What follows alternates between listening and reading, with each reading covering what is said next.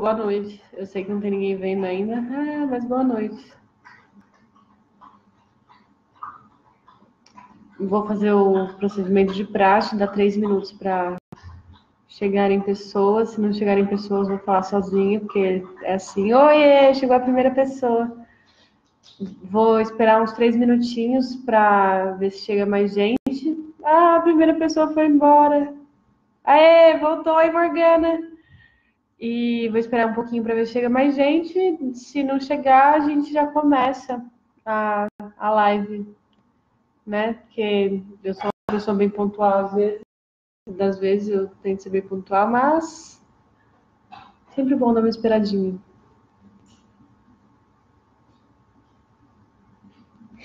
Bom, hoje a gente vai falar, né, sobre o feminino na magia.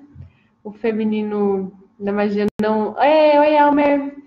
O feminino na magia não é só mulheres, né? É a energia feminina também. Então a gente vai falar tanto das mulheres na magia, boa noite, quanto da energia feminina, né? Que a gente chama de feminina, mas pode ser um termo um tanto limitante, né? A gente pode chamar de energia yang na magia, que é uma energia mais passiva, e a passividade, né? O caso de ser passivo, não é porque é, sei lá, conivente ou complacente, condescendente ou qualquer coisa assim. O passivo ele vem daquilo que recebe ação, daquilo que sofre ação. Então a gente tem a energia Yin, que é uma energia que é expansiva, que é a energia de... E a gente tem a energia Yang, que é essa energia passiva, que é a energia que recebe isso e limita. Tanto que na árvore da vida, a gente tem 2 pilares, que é o... Boa noite, Sibi! Que é o pilar da misericórdia, que tem mais energia Yin, e o pilar da severidade, que tem mais energia Yang. E o que é essa energia de restrição que vem no feminino? É a energia que dá forma para as coisas. Então, tá lá, toda aquela massa amorfa em Rockma, e aí chega na esfera de Binah, e aí começa a dar uma forma para isso. Em Binah, as coisas ainda não têm uma forma de fato, mas começa a ter uma divisão. Boa noite, Ari! Começa a ter uma divisão e começa a ter uma identificação. Até no processo criativo, por exemplo, você está com um monte de ideia na cabeça e você quer fazer uma música. E aí você vai pegar todas aquelas ideias, sentimentos e coisas que você quer materializar e você vai limitar aquilo, você vai restringir aquilo para que aquilo ganhe uma forma e seja expresso em uma das possibilidades em que aquilo pode ser expresso. Essa é a energia de restritividade feminina, né? É por isso que, por exemplo, o homem, ele tem o espermatozoide, que é a energia da expansão. Então tem vários espermatozoides e aquilo vai, é um jato para frente. E aí o feminino vai fazer o quê? O feminino vai pegar aquela energia que foi expandida pelo masculino e vai limitar aquilo numa forma, porque para estar expresso na matéria, as coisas precisam de uma forma. Então quem faz essa parte das coisas é o feminino. Por isso que a gente fala que o feminino, a energia uterina, né? Porque o útero ele é a passagem por onde todo mundo chegou aqui na Terra. Que pegou lá todo o seu eu astral, espiritual e etc. Oi, Emily. Que pegou lá o seu eu astral e trouxe para a matéria. Você passou por esse portal que é o útero, que pegou, foi passivo, né? Pegou essa energia que foi implantada nele e gestou aquilo. Então a gente tem essa impressão de que a energia feminina não tem movimento, etc. Tem um movimento, mas não necessariamente é o mesmo tipo de movimento que você vê numa energia yang, numa energia yin, quer dizer, numa energia masculina, que é um movimento para frente direcionado, mais rápido e mais expressivo, no sentido de mais fácil de notar que aquilo está se movimentando. Na energia feminina, aquilo fica um pouco mais sendo gestado embaixo da terra. Igual quando você planta uma semente e ela está sendo gestada embaixo da terra. Você não está vendo, mas a semente está lá. Oi, Jéssica! Oi, Pedro! E a semente está lá embaixo da terra se desenvolvendo, né? E aí, quando ela vai chegando mais perto da superfície, aí você começa a ver os brotos. Mas nesse processo, até você ver o broto, a semente ela teve nesse lugar que a gente chama de um lugar feminino, né? Um lugar mais passivo. E aí a gente, trabalhando a questão do feminino na magia, a gente chega numa questão que são os calendários. Os primeiros calendários da humanidade, eles eram lunares, né? Então, eles marcavam as estações, os dias, as coisas todas através dos ciclos da Lua, porque o Sol, ele demora muito, né? De uma estação para outra, de um ciclo para outro. E a energia da Lua, não, ela é mensal. Então, você vê a Lua cheia no mês, você vê a... Gente, desculpa, minha cachorra tá causando na cozinha. Você vê a lua nova, você vê a lua crescente, você vê a lua minguante, e é mais rápido. E aí os primeiros calendários da humanidade, eles são lunares. E a gente não sabe exatamente, né, se foram feitos por mulheres ou não, mas fica a pergunta, quem teria a necessidade de gravar os ciclos da lua? As mulheres menstruam guiadas pela lua, então talvez os primeiros calendários da humanidade tenham sido criados por mulheres. Ou gente, desculpa, tenham sido criados por mulheres, né? E aí a gente chega nessa questão que é cíclica da mulher sincronizada com a Lua. A Lua, ela traz muito essa questão do inconsciente, a questão do plano astral. Ela reflete a luz do Sol para iluminar aquilo que na nossa psique não tá claro ainda, não tá iluminado ainda, né? Então, quando a gente vai passando pelos ciclos da Lua, se sintonizando com ele, tanto... Sim, tinha... O Gabriel trouxe também que as sociedades elas eram matriarcais. E eu vou chegar lá. E aí a gente vai passando pelo ciclo da Lua, tanto as mulheres quanto os homens que resolvem se sincronizar com a Lua vão notar que durante a Lua crescente vai estar mais disposto, vai estar crescendo projeto, ideia, e etc. Vai estar com mais energia, vai chegar na lua cheia, vai estar no ápice, e vai chegar na minguante, vai começar a minguar, a energia vai começar a diminuir, até chegar na lua nova, que é quando você está mais recolhido, está mais para dentro. Ai, Ju! E aí você está sincronizando com o quê? Com a rainha das águas, porque a lua, ela mexe com as águas, né? E as águas, elas são as nossas emoções. Então, se sincronizar com a lua, se sintonizar com esse tipo de energia feminina, é se sintonizar com as emoções. E as águas das emoções, as águas do mundo, é por onde vem também a vida. A gente tem a vida correndo nas nossas veias, através do sangue. A gente, quando a gente é gestado, a gente fica numa bolotinha de água chamada placenta. A gente tem as teorias do desenvolvimento de vida na Terra, por onde a gente acha que as primeiras formas de vida foram desenvolvidas na água e a partir disso elas foram se complexificando e até saírem da água, né? Então, a Lua e a energia feminina tem muito a ver com essa questão da criatividade, com a questão da criação. E não só mulheres têm essa energia, homens também têm muito essa energia.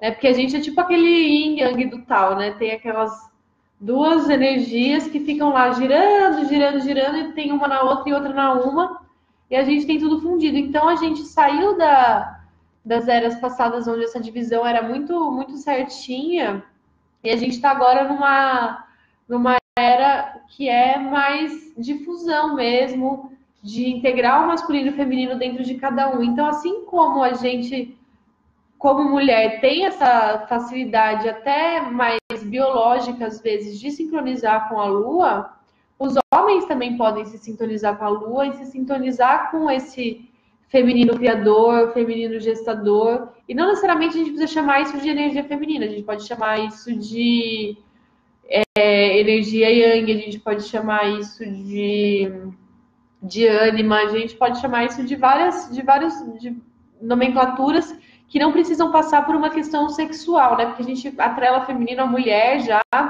masculino a homem, e não necessariamente isso é verdadeiro, porque a gente tem tudo dentro da gente.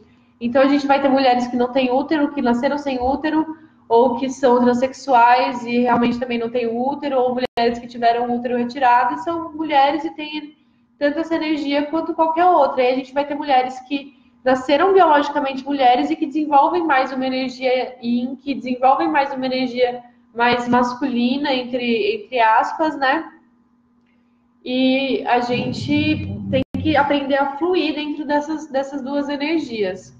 Chegando aqui no que o Gabriel falou, né, que as sociedades elas eram matriarcais. A gente tinha a Vênus de Pedra Gordinha, que é a Vênus de Willendorf, na era de Câncer. As sociedades, como elas não tinham muita noção do papel do homem na criação, toda essa magia da gestação e de dar a vida, ela era completamente atribuída à mulher.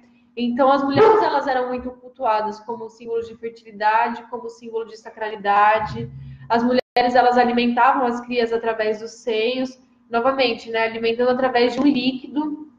O líquido ele é a emoção.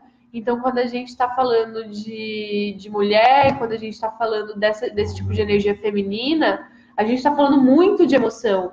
Tanto que aí a gente, nessa nossa sociedade patriarcal, que veio depois disso, criou um estereótipo.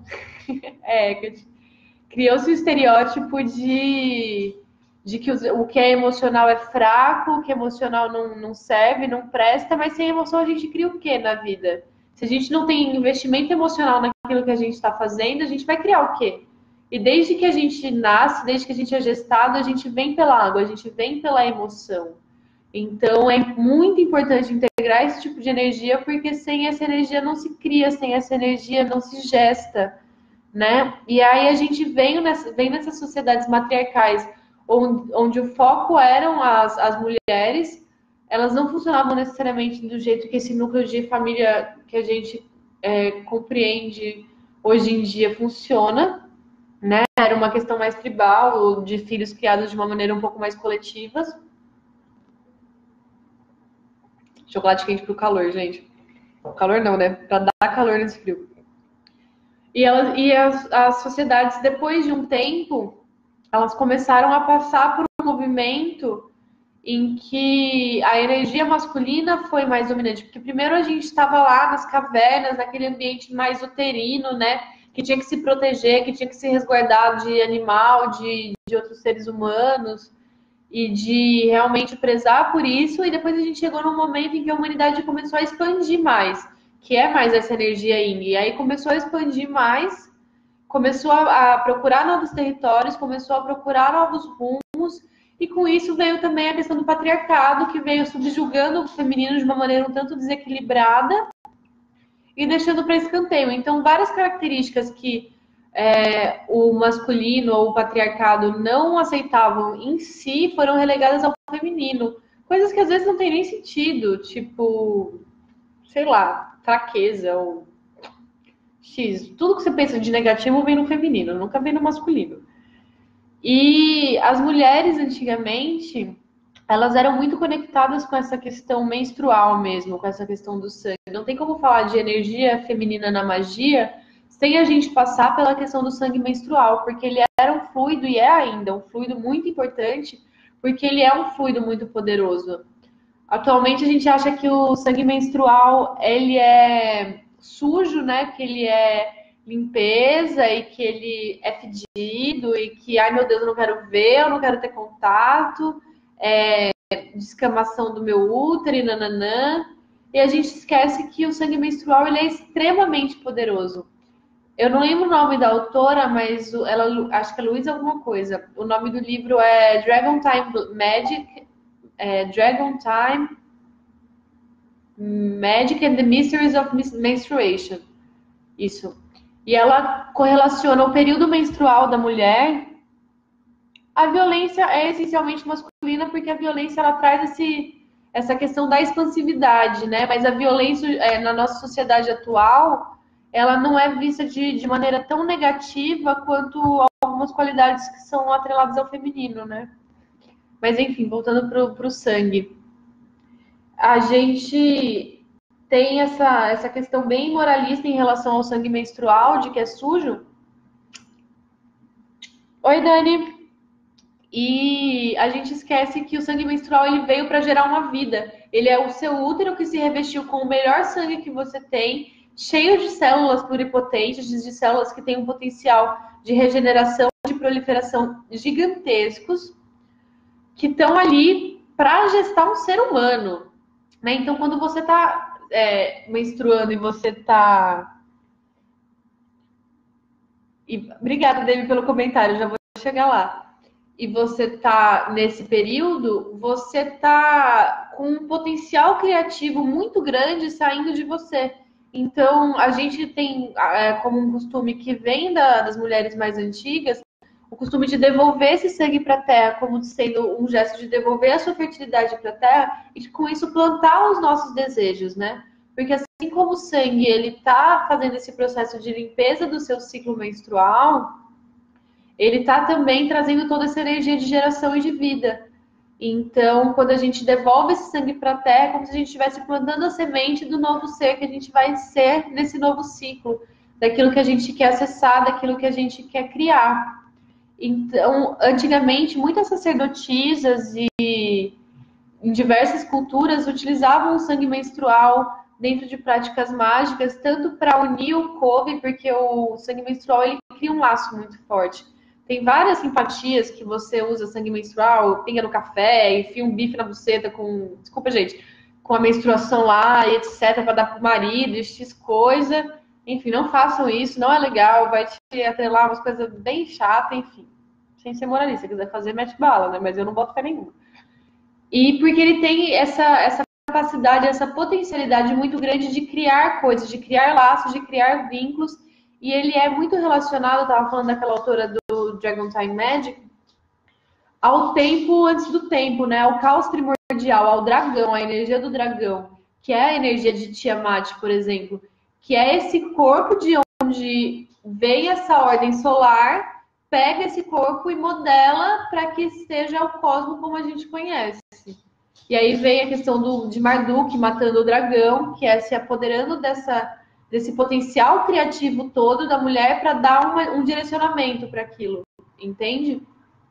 Então, quando a gente está no nosso período menstrual, a gente está conectada, muito conectada com essa realidade antes do tempo, com essa realidade primordial mesmo.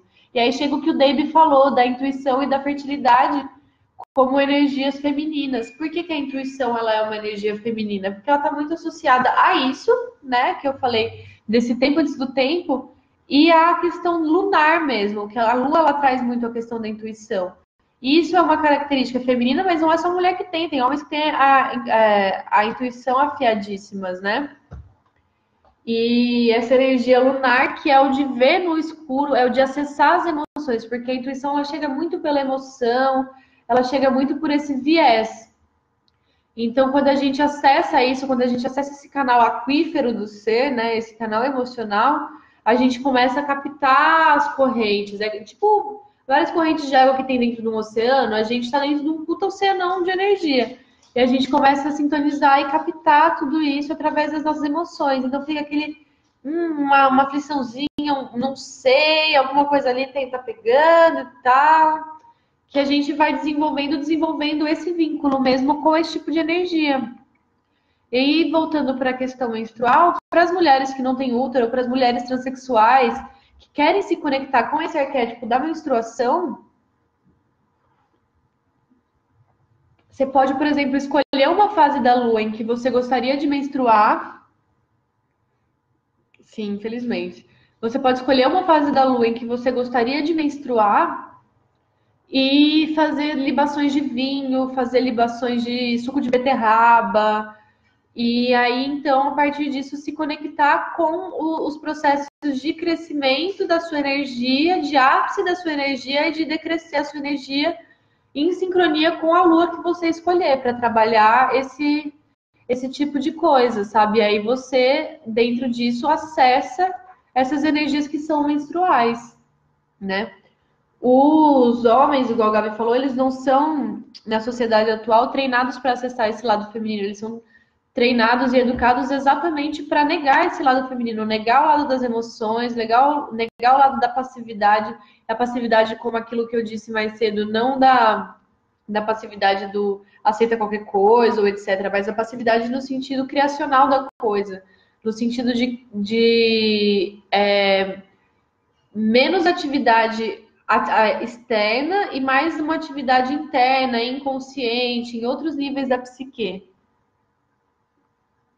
Depende da cultura, David. O David disse aqui que menstruações eram consideradas coisas impuras. Depende muito da cultura que a gente acessa. No judaísmo, ainda é considerado como uma coisa impura, mas o judaísmo ele é uma religião muito solar patriarcal. Então, você pega e você trabalha uma outra energia, um outro arquétipo e que acaba sendo o que eu falei dessa questão de relegar o feminino ao que não presta. Mas em sociedades tribais, etc., as mulheres menstruadas elas eram consideradas donas de muito poder. E existiam também nessas sociedades tendas e períodos, porque as mulheres, quando elas estão muito em conexão, elas costumam menstruar juntas. E elas faziam o que a gente chama de tenda vermelha, que são esses ajuntamentos de mulheres que se isolavam nessas tendas para receber as intuições, as visões e tudo aquilo que a espiritualidade passava, porque elas estavam com esse canal muito aberto, para receber tudo aquilo e quando elas saíam de lá, repassar tudo aquilo para a tribo. Então eram grandes curandeiras, eram grandes conexões espirituais. Mas, por exemplo, no judaísmo, eu não entendo muito de judaísmo, e por favor, alguém me corrija se eu estiver falando bosta, mas uma vez eu perguntei por que só os homens usam o kippah, né? E minha amiga me respondeu que é porque eles precisam ser lembrados constantemente dessa relação com o divino e que para a mulher já é uma coisa mais natural. Então, tem uma questão meio dual aí na valorização e desvalorização da mulher, até dentro de uma religião solar patriarcal, né? Oi, Ale! E aí a gente chega também na menstruação como um fluido alquímico. Os alquimistas, eles acreditavam que o sangue menstrual ele tem a capacidade de dissolver ou coagular qualquer processo. Ele era um solvente universal. Então, você pode dissolver no caso de desintegrar qualquer coisa com o fluido menstrual, trabalhar questões de banimento, trabalhar questões de limpeza, de desfazer vínculo, desfazer ciclo, desfazer magia, desfazer muita coisa. Você, por exemplo, você acha que você tá macumbada e você tá menstruada, mano, mete bronca no sangue menstrual, passa esse base e faz banimento com o seu próprio sangue, porque esse sangue ele tem o poder de desfazer qualquer coisa que tenha sido feita. O sangue menstrual ele tem o rubedo, de alquimia, eu não sou a mais pró de alquimia, o Gabi tá falando ali. E você tem, com o sangue menstrual, também a capacidade de coagular qualquer processo, exatamente por essa questão da fertilidade que o sangue menstrual traz, que eu falei mais cedo, de ser o veículo por onde chega a vida aqui. Então, se você quer criar qualquer coisa, se você quer materializar qualquer coisa, você pode usar o seu sangue menstrual para materializar essas coisas.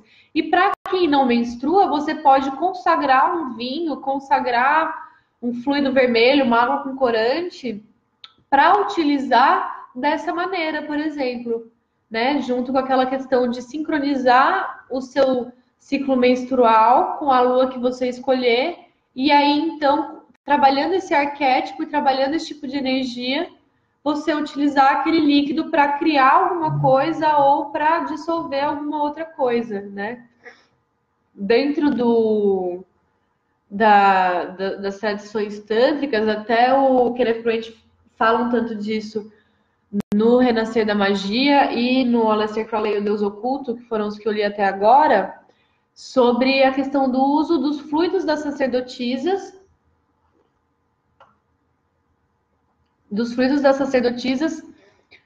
que eram já treinadas, né, para acessar vibrações transplutonianas e vibrações bem sutis que se materializavam através dos fluidos vaginais delas. Então, os nossos fluidos vaginais, eles são estimulados pela excitação sexual, que é essa energia criacional, que é essa energia primordial, essa energia que move tudo. E aí, quando essa energia vai se movimentando através do corpo, vai ativando os centros energéticos que produzem esses kalas, né? Que é o nome que se dava para esses líquidos, que cada kala, acho que se não me engano eram 15 kalas, tem uma propriedade específica, uma conexão específica tanto com a questão lunar quanto com questões além do nosso sistema solar, né? E vem muito essa questão dos fluidos mesmo como uma fonte mesmo, um canal materializado de conexão com energias e coisas que estão aqui muito antes da Terra mesmo, como o bolotinho azul que tá aqui nesse cosmos. Então é uma questão muito ancestral, muito antiga e que se sintonizar com esse tipo de energia abre essas portas, né? E voltando a falar da questão da conexão dessa energia com a energia da Lua, é uma energia que é muito boa de você trabalhar em si, se você quer trabalhar, por exemplo, a questão de projeção astral, se você quer trabalhar a questão de trabalho onírico, porque quem rege isso é a Lua, quem rege isso é essa regente da noite, né? E quem trabalha essa energia é a energia Yang, é essa energia receptiva. E aí, quando a gente está com essa energia travada, fica mais complicado acessar esses planos sutis, fica mais complicado acessar a intuição, por exemplo, né? Bom, alguma dúvida, alguma pergunta sobre essas coisas que eu disse até agora? Que eu vou chegar agora na questão das mulheres mesmo dentro da magia. Eu fale agora, o caso para sempre mentira, porque se falar depois eu vou responder também, né? Pessoa dessas. Não.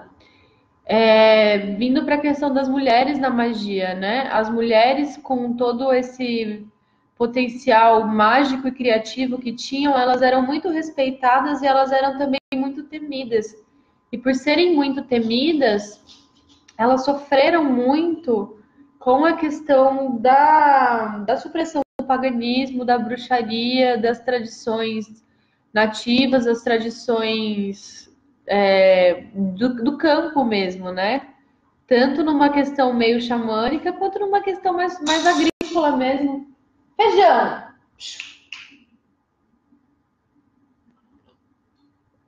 E eu estava conversando com uma amiga esses dias, duas amigas, na verdade, né? E aí elas estavam me falando de por que a gente tem muita magia de amarração, muita magia de matar inimigo, e principalmente muita magia de amarração, muita simpatia para pegar marido, para pegar homem, para não sei o que lá. Porque antigamente as mulheres elas precisavam de um bom casamento para se segurar na sociedade, né? E não era fácil você ter um bom casamento. Não era fácil você conseguir isso. Então, se trabalhava muito essa questão da magia da amarração e de amansar marido e de sedução, porque era, infelizmente, o meio com que as mulheres tinham para alcançar um pouco de paz na vida, de paz, de recursos financeiros mesmo para sobreviver. Então a gente tem muito isso, e a gente tem muito essa questão das simpatias, né? Hoje em dia a gente perdeu o que significa cada simpatia, o que significa cada coisa, mas essa magia que passa por essa energia lunar, ela passa muito por onde passa a energia do xamanismo também, que é você se conectar com a energia das coisas, não é uma coisa tão logo solar, claro, estruturado, direto e retilíneo. Enquanto a luz solar ela vai reto, e ela é clara e ela é lógica, a lunar ela faz curva, ela vai pelos meandros, ela serpenteia. Então você se conecta com as energias das coisas, você se conecta com aquilo, você medita ou você invoca espíritos, energias, e aí você aprende com aquilo. Então tem muita coisa que a gente tem nesse tipo de magia que mexe mais com essa energia yang, que não tá nos grimórios, não tá nos livros, porque hoje a gente conhece elas como simpatias, como outras coisas, a gente perdeu a origem simbólica daquilo, mas passa muito por esse tipo de conexão, que não é necessariamente uma conexão que veio pelo estudo regradinho e por uma ordem iniciática ou por uma tradição X ou Y, às vezes até vem, tem muitas tradições femininas que passam os conhecimentos para frente dessa maneira, mas muitas das vezes vem muito pela intuição e pelo contato nu e cru e direto com essas energias, né? Com as coisas como elas são, além do que os olhos e os sentidos físicos conseguem ver. Então, trabalhar a energia feminina é muito bom para começar a acessar com mais clareza esse tipo de plano, esse tipo de interação energética, né, entre as coisas.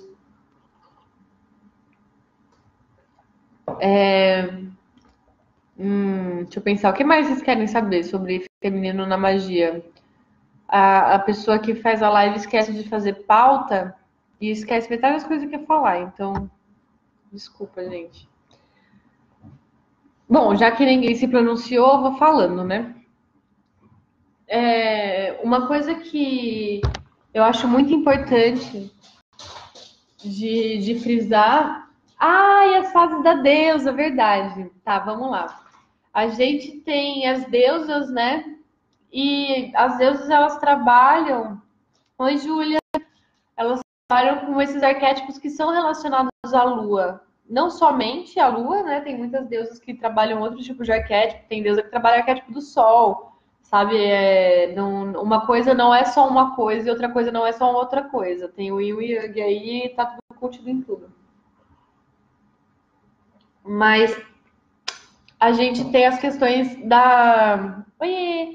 das fases da lua como fases do crescimento e da míngua de processos criacionais mesmo, de processos emocionais.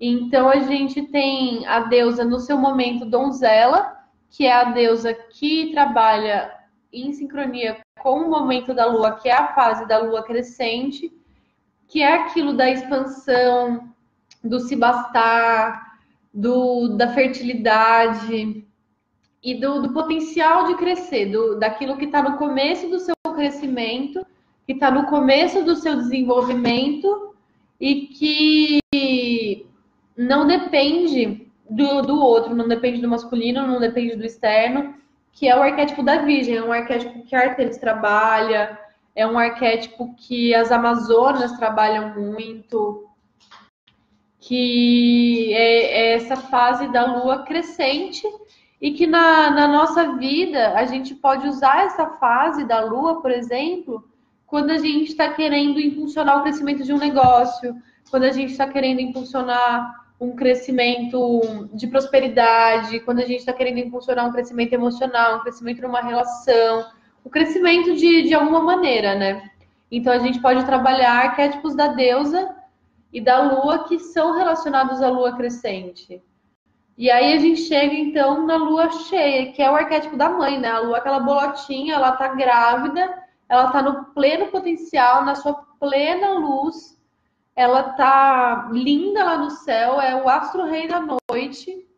E aí a gente pode trabalhar coisas relacionadas ao ápice, à plenitude, ao sucesso, aos ganhos, ao reconhecimento, à clareza da intuição e das coisas que não estão tão claras assim, que estão meio por baixo dos panos. A gente pode trabalhar tudo isso durante a lua cheia. A gente pode trabalhar visão muito bem, oraculação também muito bem, porque ela ilumina a noite, ela ilumina aquilo que está no inconsciente, né? Porque enquanto o sol ele é a consciência, a noite ela é a inconsciência. E aí, quando você tem a lua, ela ilumina aquilo que está guardado pela noite. Então, é uma ótima lua para a gente trabalhar as questões de clareza mesmo, de enxergar aquilo que não está sendo visto, de trabalhar oráculo e de trabalhar a plenitude. E aí, depois que você chegou no seu ápice, você começa a declinar. Então, você começa a ver tudo aquilo que você fez na crescente, que deu certo, a minha assistente de palco, que deu certo, que chegou nesse ápice na lua cheia, e tudo aquilo que já não deu certo ou que não cabe mais, e você começa a enxergar aquilo na crescente, na minguante. Então você começa a ter uma baixa de energia e você pode trabalhar banimento, você pode trabalhar corte de ligação, você pode trabalhar questões de vício, você pode trabalhar padrões de comportamento repetitivos e viciosos, tudo aquilo que você quer que diminua, que perca a intensidade e que morra, a gente trabalha na lua minguante, né?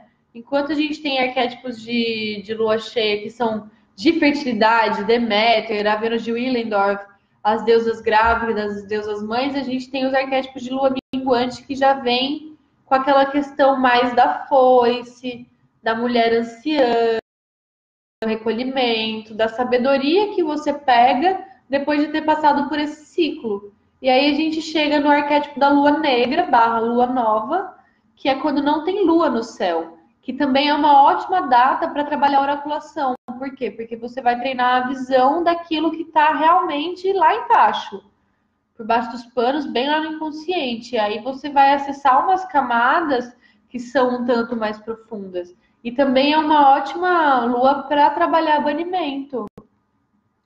Ah, a live com os mascotes chaus.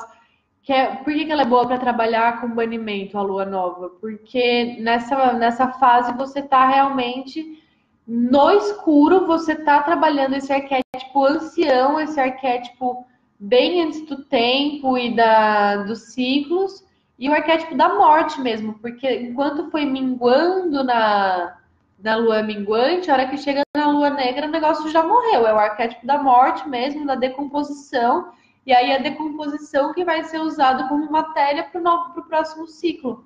Então, tanto para mulheres que fazem o seu calendário menstrual ou não, mas que se conectam com as fases da Lua, quanto para homens que se conectam com as fases da Lua, é bem interessante acompanhar esse calendáriozinho, esse desenvolvimento dos ciclos para os seus empreendimentos mágicos mesmo, porque faz bastante diferença. Eu falo isso até pela diferença que fez na minha vida começar a acompanhar esses ciclos e notar como eles se expressam mesmo quando a gente não está prestando atenção neles. E aí, se você quer se conectar mais, a gente tem na bruxaria o que a gente chama de esbá, né? Tem os sabás, que são as comemorações solares das estações, e tem os esbás, que são as comemorações de lua. Tem os esbás de lua cheia, que são mais tradicionais, que são as comemorações, celebrações, porque no paganismo a gente gosta muito de festa, né? Tudo é motivo para fazer festa, para beber, para tocar tambor, para ser feliz. Porque a gente tá aqui pro êxtase, né? Ninguém veio nessa terra para ficar se fudendo e para ficar sofrendo. A gente tá aqui para ser feliz, para curtir a vida doidado. Uhul! Então, os esbás, elas são celebrações, são comemorações mágicas, com libações, com comida, com dança, ficar pelado e dançar para a lua na montanha, com as migas, para se conectar com esse arquétipo ou da lua cheia, que vai trazer isso, e aí dentro do calendário pagão você tem várias correlações com cada lua cheia de cada mês, que tem a ver com as questões das colheitas dos povos da Europa antiga, e você tem os esbás de lua negra, ou de lua nova, que são essa conexão e essa celebração com esse arquétipo um tanto mais de morte, de silenciar, de ir pra dentro. Isso não quer dizer que você não pode dançar pelada pra lua que não tá no céu, tocar tambor, fazer fogueira e beber vinho. Pode, seja feliz. Mas aí a energia que você vai trabalhar é um tanto diferente. Eu demorei muito para começar a comemorar a esbá de lua cheia. Comemorei durante alguns anos. Amanhã é dia de tambor. Eu demorei durante alguns anos só comemorando a esbá de lua negra, porque eu estava trabalhando muito isso, e a energia da lua cheia é muito doida. Porque a lua, ela mexe com as águas, né? O ser humano é apenas 70% feito de água. E aí, quando a gente tá durante a lua cheia, tem mais água na nossa cabeça, na caixa craniana. Por isso que as pessoas chamam de lunáticos loucos, porque na lua cheia tem mais pico de surto. Exatamente por isso. Isso pesquisas científicas mesmo que mostram. E tem mais pico de surto porque a nossa água está mais concentrada na cabeça, então a gente fica meio tansa. E tem muito dessa energia da intuição e dessa coisa também, porque as emoções, elas vêm mais para o nosso racional. Elas chegam mais afloradas, elas são mais iluminadas mas tem também a questão da maternidade, que é o acolhimento, que é o colo mesmo. Principalmente os homens da nossa sociedade, eles não são educados para aceitar o acolhimento, para desenvolver o acolhimento, para desenvolver o autoacolhimento e as emoções.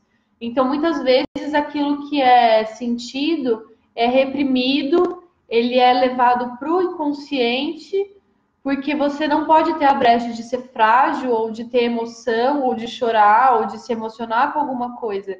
E aí, trabalhar essa questão dos esbases de lua cheia, por exemplo, para quem tem essa dificuldade emocional, para quem tem essa dificuldade do autoacolhimento, do colo, do pedir ajuda, da vulnerabilidade, é muito bom, porque traz esse colo de mãe, traz essa energia maternal, essa energia de acalento mesmo.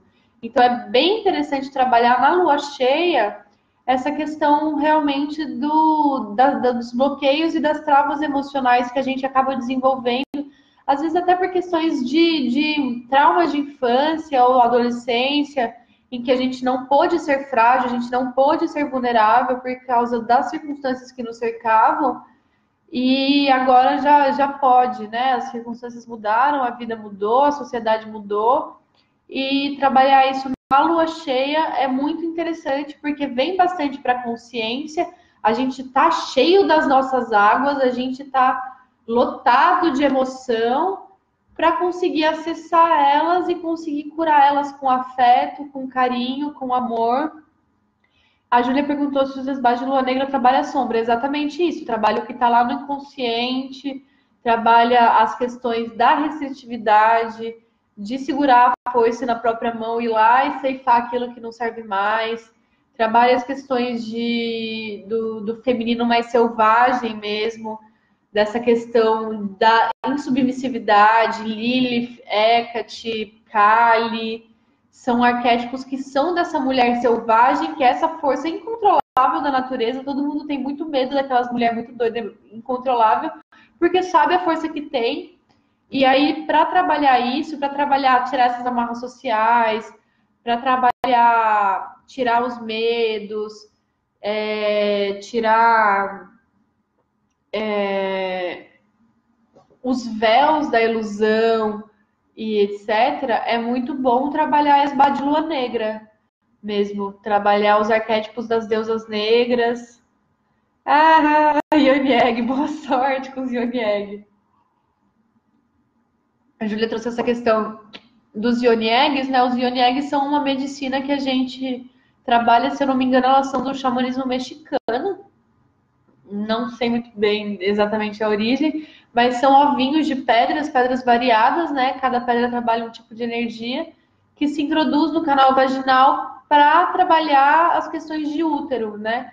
Porque o útero, ele é o centro de memória do ser. Ele é o centro onde ficam guardadas as memórias ancestrais, que ficam guardadas as vidas passadas, as dessas vidas, as ligações energéticas. E não só o útero físico, quanto o útero energético, porque a gente, nessa encarnação, a gente tem esse corpo de agora, mas em outra encarnação a gente teve outros corpos. Então, homens têm o seu útero energético, que também guarda tudo isso, então é legal trabalhar também essa energia em quem não tem útero, seja porque retirou, seja porque nasceu sem, mas trabalhar esse tipo de energia para lidar com karma, para lidar com memórias, para lidar com cordões de ligamento energético, para lidar com questões de criatividade, de bloqueio de criatividade mesmo, de criação, para lidar com a gestação de coisas. Eu tenho até uma amiga querida, eu vou colocar nos comentários depois o nome dela, Bárbara Charge, e ela trabalha a questão da vaporização vaginal, que é uma técnica andina de cura para homens. Então, ela faz vaporização vaginal em homens. Por que vaporização do útero em homens? Porque os homens têm esse centro energético também em si, né? Eles têm essa energia tanto de outras vidas, quanto numa questão dessa vida do polo yang, e que às vezes não está bem trabalhado. E aí, fazer uma vaporização nessa região, ela é muito interessante, muito, muito boa para curar esses tipos de coisas que ficam guardadas no nosso centro de memória e que ficam armazenadas. Então, a gente tem muito uma questão da ancestralidade no útero também, né? Porque o nosso útero guarda as nossas memórias das nossas antepassadas, dos nossos antepassados, das violências que foram sofridas, das coisas que não foram criadas, de toda aquela pulsão criativa que não foi desenvolvida. Então, trabalhar essa energia uterina, tanto para homens quanto para mulheres que tenham ou não útero, é muito importante e é muito bem-vindo. E essa questão do vapor, né? Novamente, trabalhando com as águas, usando esse veículo das águas para, através das emoções, acessar e limpar esse lugar que guarda tantas memórias, que guarda tantos cordões energéticos, que guarda tanta criatividade, né? Então, trabalhar isso, seja com os yoni eggs, seja com a vaporização uterina, auxilia muito, muito, muito a se desfazer de padrões emocionais, a se desfazer de traumas, a se desfazer de padrões de pensamento que impedem a sua criação, que impedem a sua criatividade. Para os artistas que estão se sentindo meio travados, etc. É muito legal trabalhar as medicinas uterinas, é muito legal trabalhar a esbá de lua cheia, e é muito legal se sincronizar com essa energia, com esses fluxos, porque é aí que está a criatividade, né? Gente, alguma dúvida, alguma coisa que vocês queiram perguntar, que vocês queiram saber, que eu tenha deixado passar?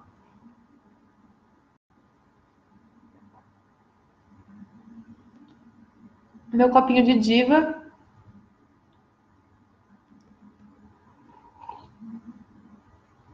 Não? Bom, a gente está aqui com Lakshmi ao fundo, que ela é a consorte de Vishnu, né? Vishnu no hinduísmo, ele é a parte da trindade hindu que a manutenção das coisas, né? Brahma cria, Vishnu mantém e Shiva destrói e regenera. E a questão é que a masculina, a energia yin, ela é a consciência. E a energia yang, ela é o canal pelo qual essa consciência é expressa na matéria.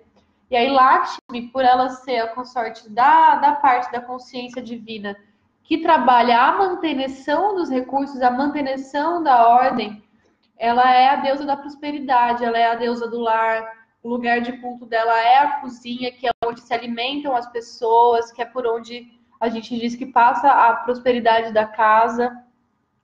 E trabalhar essas questões do feminino também é muito legal para trabalhar essas questões de prosperidade, por exemplo, porque é o feminino que nutre, é o feminino que mantém a vida, né?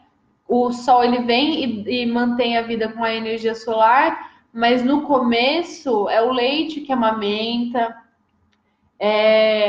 a criação mesmo, a materialização das coisas. E a materialização ela é um processo da energia feminina. O masculino ele vai lá e ele vai romper barreiras, ele vai tentar novos territórios, etc. Mas quem vai administrar aquilo e quem vai manter aquilo que o masculino foi lá e explorou é a energia feminina. Então, também trabalhar a energia feminina traz muito de trabalhar essa questão administrativa, essa questão estratégica, essa questão do pensamento, tanto que Rod, que é uma esfera do pensamento tradicionalmente masculina, ela está na polaridade feminina da árvore, porque ela é a administração dos recursos, ela é a razão, ela é a estratégia, e isso é uma característica feminina. É uma característica que vem do feminino, tanto que as mulheres nas tribos, elas administravam os recursos de alimento, os recursos que os masculinos traziam, né, que faziam essa questão da expansão, e chegava, então, o feminino que trabalhava a manutenção daquilo mesmo. Ou, passando nas minhas plantas tudo, pisoteando tudo. E aí trabalhar também a lua, novamente, é muito bom para trabalhar essa questão da administração dos seus recursos e de como lidar com aquilo que o seu masculino expansivo conquistou, né? Mais coisas, gente?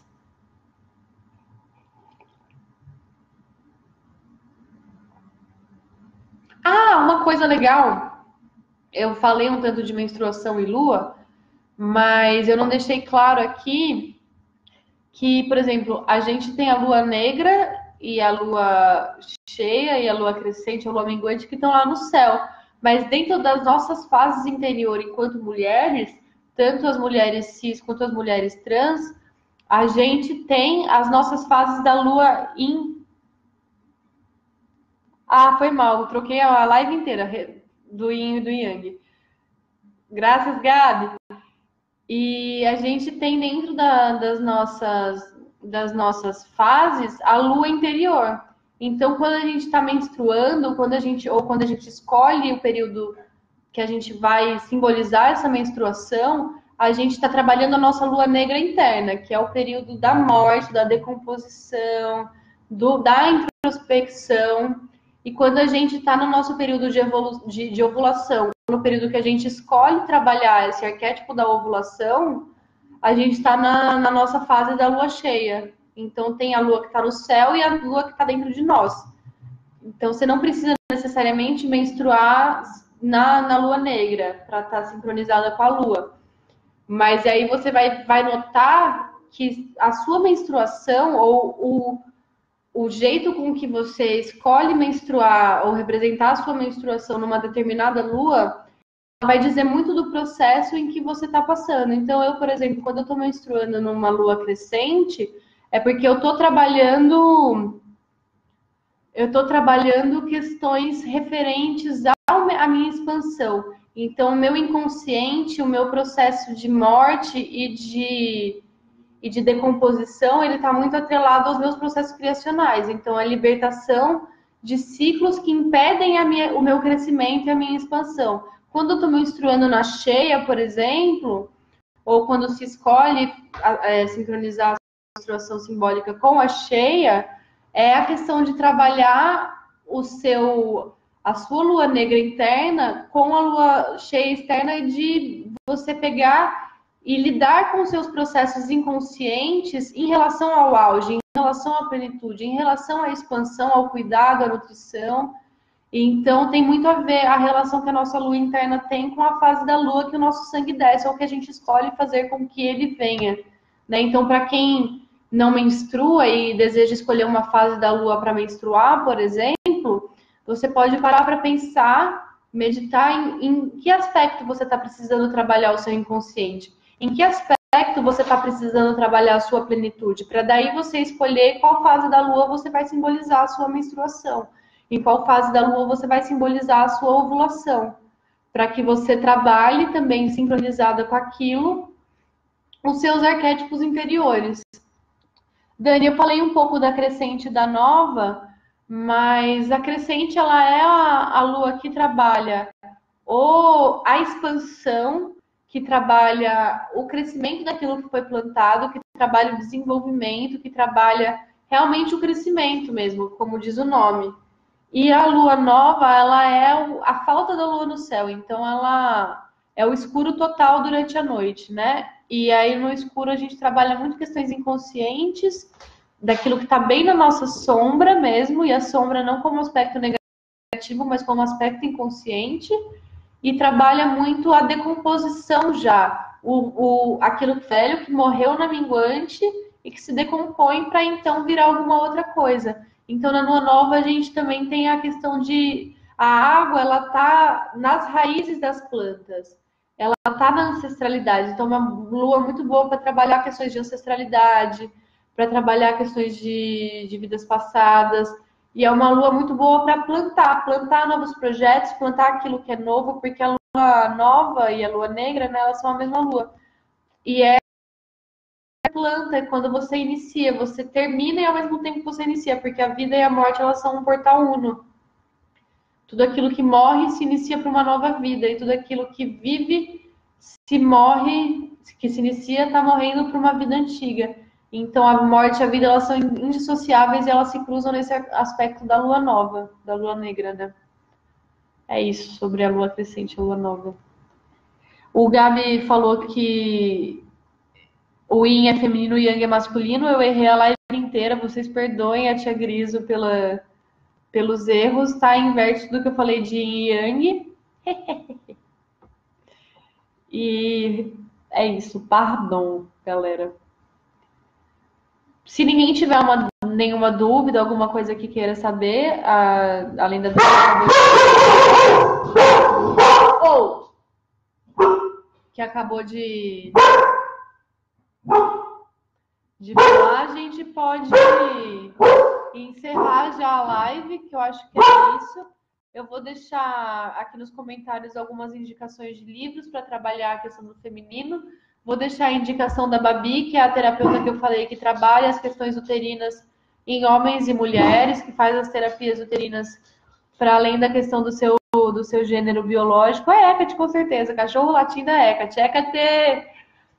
E é isso. Se ninguém mais tiver nenhuma dúvida, nenhum comentário, a gente se despede nesse momento.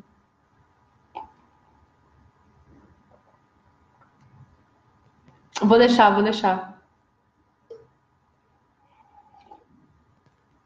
Não? Então é nóis, galera. Muito boa noite. Muito obrigada por todos participarem. Temos auspiciosamente 13 pessoas aqui online, que é o número de Hecate. Cachorro latiu também, que é bastante Hecate. Amo Hecate. Hecate é maravilhosa. Amo Lakshmi também. Jaya Lakshmi.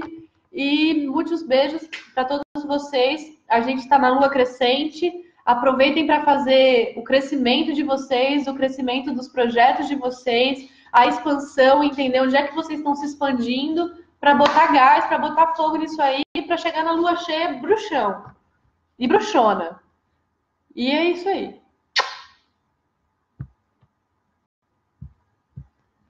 Beijo da Feijão também.